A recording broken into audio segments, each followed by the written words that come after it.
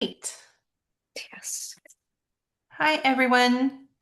Welcome to our February 13th, 2026 website chat, the first one of the year. I know we're going to have a few other folks joining us, but we'll go ahead and get started. I really appreciate you taking the time to be with all of us today. Um, just a reminder, let's see if I can advance my slides. Feel free to rename yourself in the chat and share what library or maybe what organization you're with. Kristen, I'm so happy to see you joining us today. So, Kristen Burgoyne from the Montana Arts Council. Feel free to share that information as you in your attendee description. And as always, we welcome your questions, your discussion in chat, and we will ask for questions throughout the website chat. So feel free to share your comments, questions, thoughts as we go through. Um, Today's agenda is going to include, as always, a review and some discussion from this week's State Library Commission meeting. And then Tracy's going to provide us an update on the progress that's being made on the certification and the continuing education program. Rebecca's got some other important updates and asks for you. And then, of course, we'll have information about some of our upcoming trainings and learning opportunities.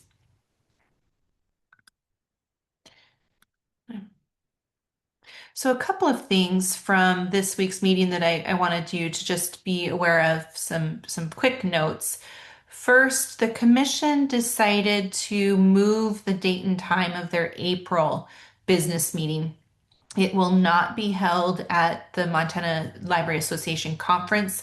Instead, it will be held on the second Wednesday of April. It may be on Zoom, it may be in person in Helena. That will depend on whether or not the commission is going to be at the Montana Library Association for the conversations with commission.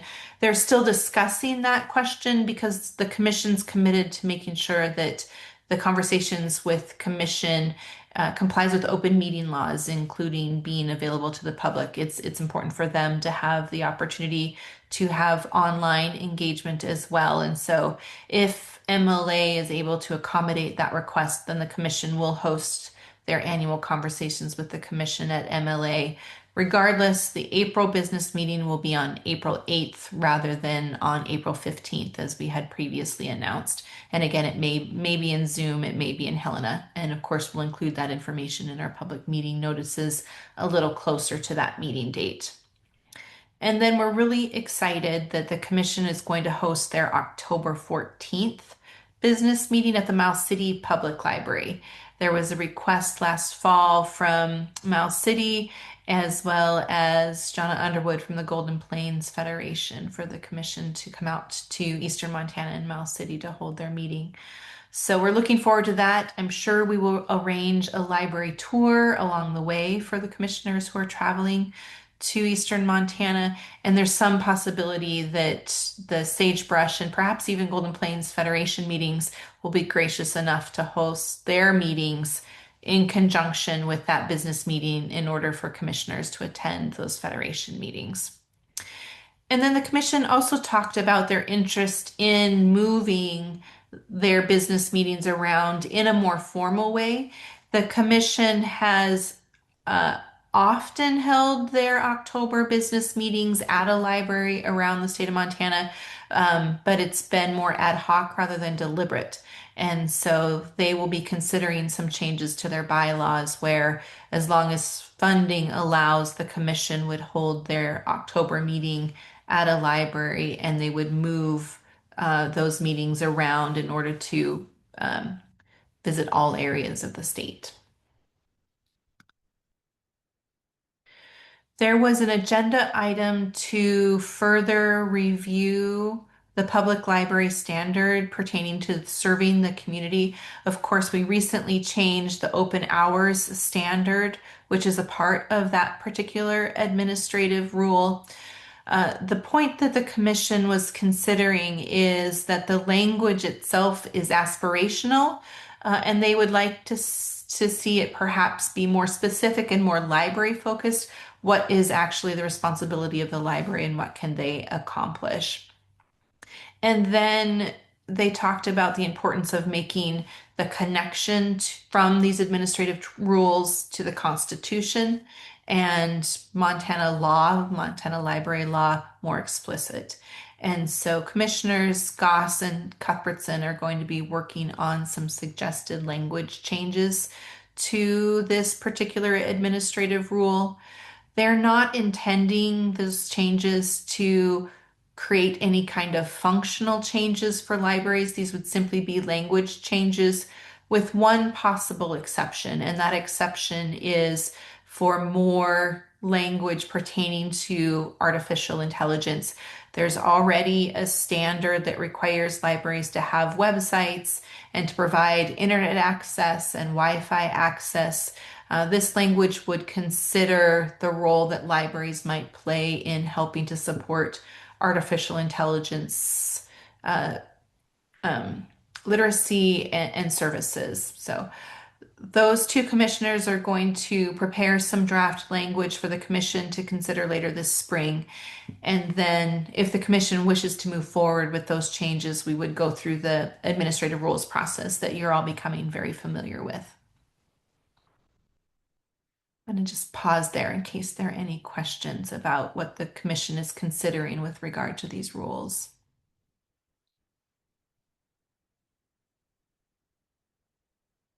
I do want to remind all of you that that open hours standard change takes effect July of this year. So, okay. Again, if you have any questions, feel free to put them in the chat.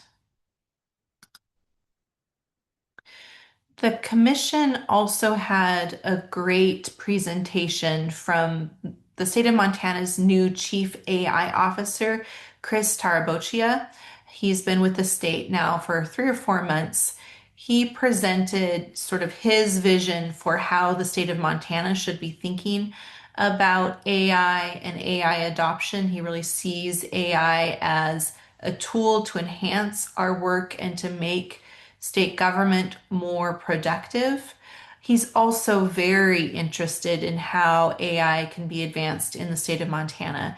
And a significant portion of his presentation to the commission was about the importance and role of libraries themselves as places for citizens in the state to learn more and become more comfortable with the use of artificial intelligence tools. He specifically spoke about the important work that libraries are already doing around information and digital literacy.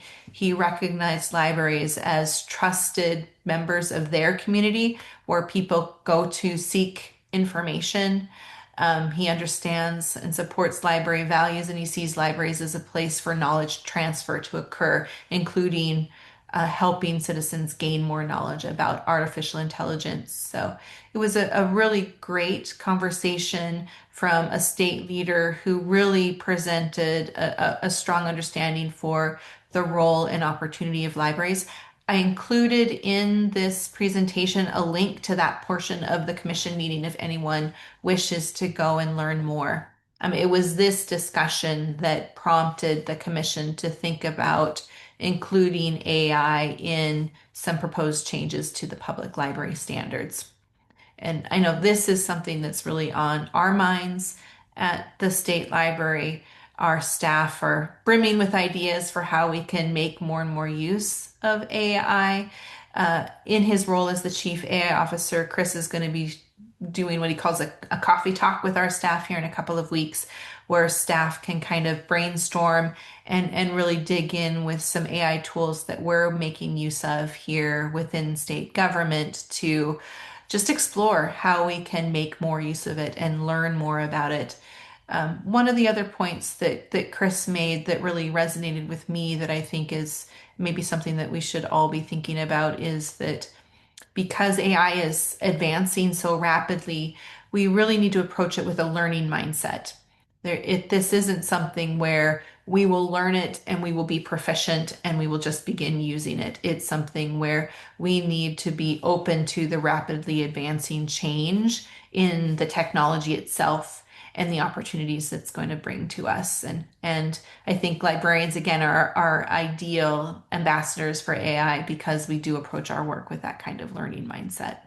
So I think it was something that I know a lot of our staff came away really excited about.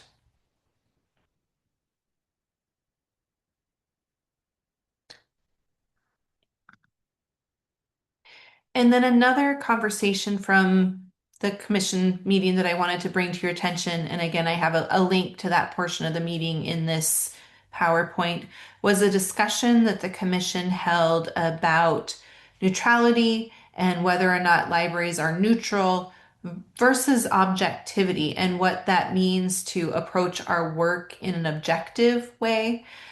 There's been a lot of conversation about what balance looks like in how we deliver library services. For example, should we have an equal number of items in our collection that present opposite points of view? If you have one book that has a progressive point of view, should you have one conservative book that presents the opposite point of view, for example? And in their discussion, Commissioner Goss said that really he believes that the goal to strive for is objectivity, recognizing that we can't possibly present the totality of points of view around a particular topic simply because we lack the time, we lack the resources, we lack the space, and other we face other resource constraints that impact our work. So he said that it's incumbent on libraries and librarians to view our work objectively, where we're not necessarily bringing in our own personal opinions, our own personal biases into our work, but understanding the needs and interests of our patrons, the needs and interests of our communities, and striving to meet those needs within the bounds of the resources that we have available in a very objective way. It was a really interesting and fascinating discussion. He used the analogy of a globe, which is something that, again, it resonated with me. It's something that helped me have a much clearer perspective on what he meant by objectivity. And he used the example of a globe and saying that because differing countries may have differing views on certain political boundaries, there are globes that have different boundaries on them.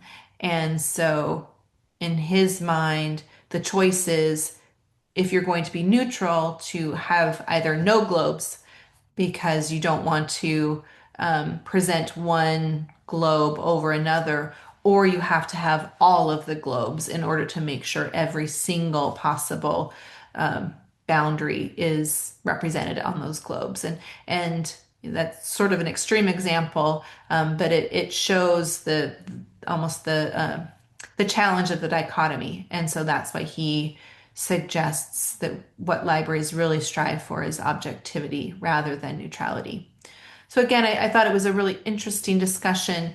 The next meeting of the commission in April, they're going to dig into more on this idea of objectivity and what it means for libraries and librarians to do their work in an objective way. So again, I just provided the link in the PowerPoint if you want to listen to that conversation yourself. Any questions?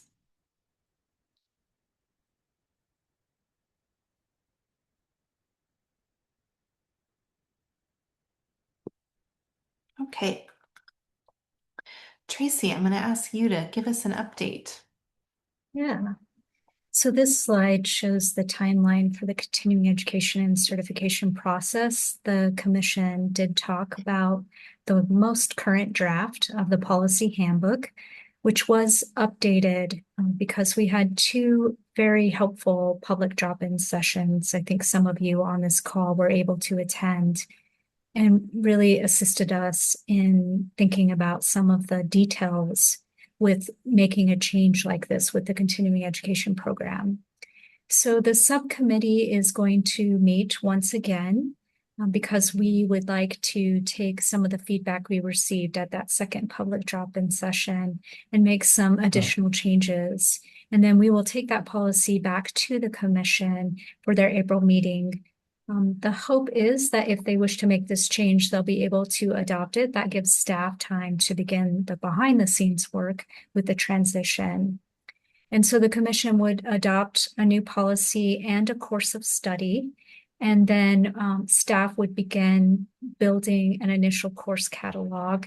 And then the commission would review that initial course catalog in June with an effective start date of July 1. And that course catalog is the living document that would be updated regularly and is the one where the CE subcommittee really would appreciate the help of librarians in building the catalog. So on the next slide, we'll just kind of take a look at some of the differences between the current program and the next, the proposed changes. And I should say that the difference in the font for June 2026 on this slide doesn't mean anything except that I could not, for the life of me, figure out how to make the font consistent with the other bullets. That's pretty funny. So the current program has the 3 tracks, the administrator track, which really tends to be your library directors or staff and leadership positions, a staff track, and a trustee track. The proposed change is just 1 track. I do want to make note that the subcommittee has definitely heard from and acknowledges the desire for some kind of recognition for staff and trustees who earn continuing education. And they are going to recommend going back and looking at that. Right now, they wish to focus on this library directors. And that is because of the tie to state funding and the mandate of the commission. So right now there is only 1 track. In the current program, there are 4 credit categories. That's the library administration, technology, collection management, and technical services, and library services to the public. In the new proposed changes, there aren't categories. What there are competencies. Things like understanding the law, understanding budget and finance, working with boards and local governments, managing library services, managing personnel. They're based on competencies rather than categories. In the current program, your credits are verified by your employer and supervisor. The big change in the proposed program is that courses must be approved by the commission for credit to be awarded. And so this is changing because of librarian feedback, and this is one of the areas the subcommittee wants to work on even more, because the last public drop-in session revealed that the current language that we had still doesn't capture all of the different possibilities that might happen when you're talking about continuing education. In the current program, you're basically earning 60 credits every 4 years. In the proposed new program, there is an initial certificate, which you need to earn 20 credits in 2 years. And that initial certificate is also a place where we are going to talk more as a subcommittee, because we've had some really good questions about who has to take that. And then the new program, the renewal certificate is 60 credits in 5 years, and it's very open-ended, whereas the initial one is a set course of study. The renewal one, you kind of can build your own course of study as long as it's falling in the competencies that are on the course of study. And then in both situations, the MLS counts towards certification. And so I see the question about, do any of the credits we have earned go toward the new certification? All credits you earn between now and June 30th apply to the new certification program. You will receive credit for those. It's basically on July 1 is when your continuing education has to be approved by the commission for credit to be awarded. Are there any other questions?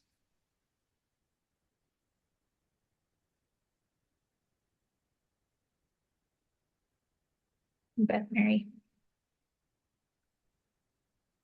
So I think we have one more slide left on the CE certification program.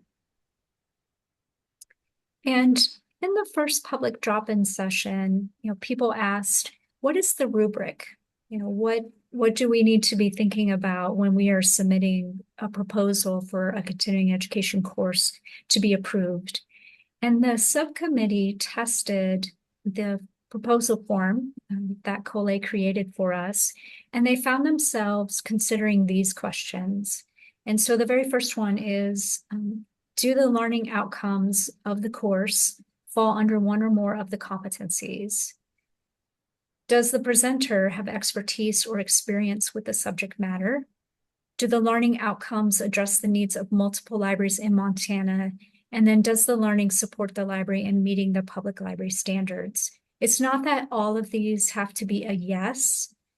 However, these are the questions that the subcommittee is considering when they're reviewing proposals for credit. And so they did want to share that with folks.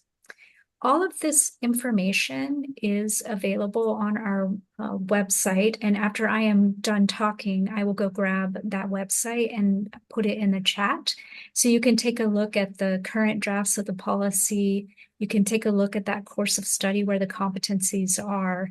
And certainly, if you have any feedback or any questions, you are welcome to reach out to myself or Collet Bartow. We also have surveys you can fill out, but I know sometimes it works better for you to just talk to us or email us, and you are welcome to reach out to Collet or myself. So I think that's all I have. Does anyone have any questions or comments about that?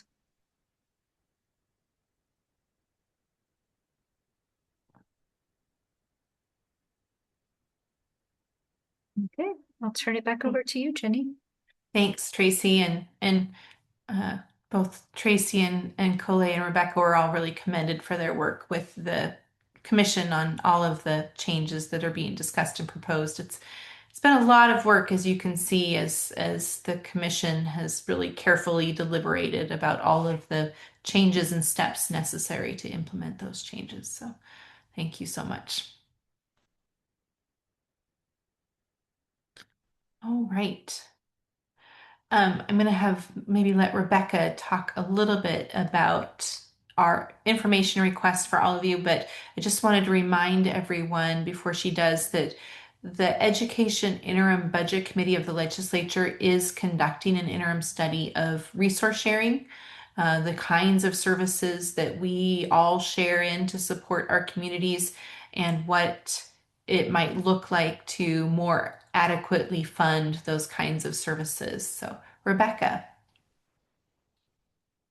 Thanks, Jenny. So we're presently conducting a survey, and what we are looking for is response from libraries of all types to help us understand how you might prioritize funding if the state of Montana were to invest state dollars in library resource sharing programs.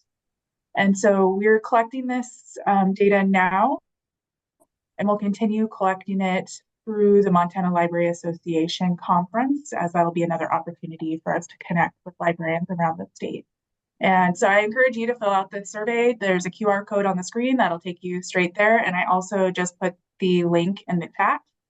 And to help you better understand what the study is, I also put a link to some information on our website. That's that Interim Budget Committee reports link.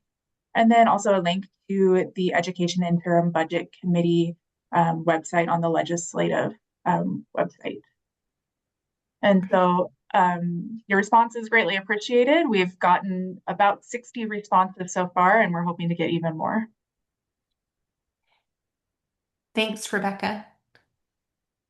We know at some point that the legislature is going to ask, how would you prioritize information? And it's very important for the state library and for the Montana Library Association, who's really working on this study, to make sure that when we answer those questions, we're answering that question as informed as we can be and representing the views of libraries to the best of our abilities. So really appreciate your input.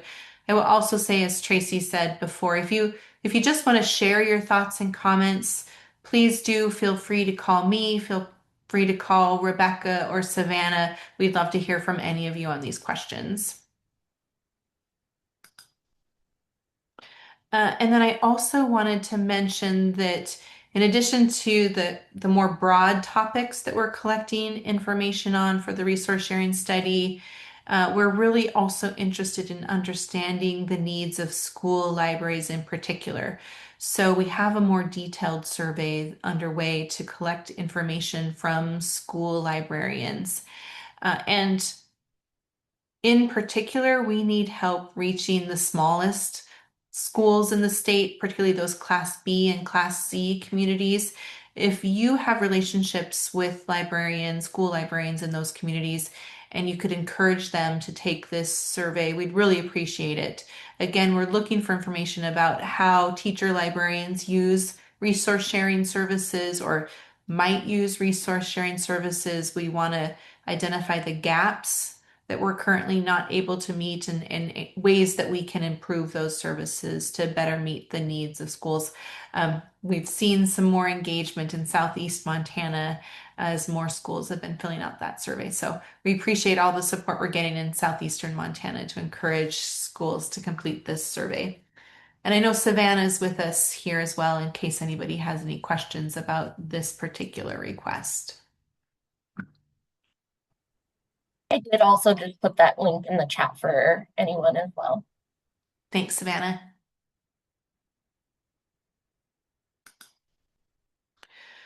So, as always, a few upcoming learning opportunities that we have on our calendar, office hours, and a number of webinars. Especially, I want to call attention to the Access and Usability webinar series that Corey Sloan is leading. And then always look to our Aspen calendar to look for more learning opportunities this spring. And a few other key dates. Again, my inept PowerPoint skills are what's reflected in the different fonts there. But we have a survey that Savannah's been leading as she goes through the process of identifying crates that will better meet the needs of the courier. She's been testing and learning everything she can about alternate crates to better support that effort. So if you have input for her, she'd like that input by next week, February 18th at 10:30 a.m. And then a reminder that our Federation grant reporting will open up on February 28th. So that's reporting on the Federation funds that you received this past October. And then March 4th, we have our Montana Library to Go membership meeting. Savannah, Rebecca, anything else you would add on those key dates coming up? Just a reminder that your Federation grant reporting happens in that same software that you use for your public library survey. It's in Counting Opinions. I will be sending a reminder out with your credentials again right before that survey opens in case you need a reminder on what those are. Thanks. In the Montana Library to Go membership meeting, we will have materials and the meeting link going out next week, and we will also keep it in the newsletter each time. So Great. It'll be coming out shortly. All right. That's the content that we prepared for you. Again, we're very happy to take any questions or field any discussion on anything we talked about here or other information you might like from the State Library. And we'll just hang out here for a minute or two. And Tracy, if you want to go ahead and pause the recording, that would be great as well.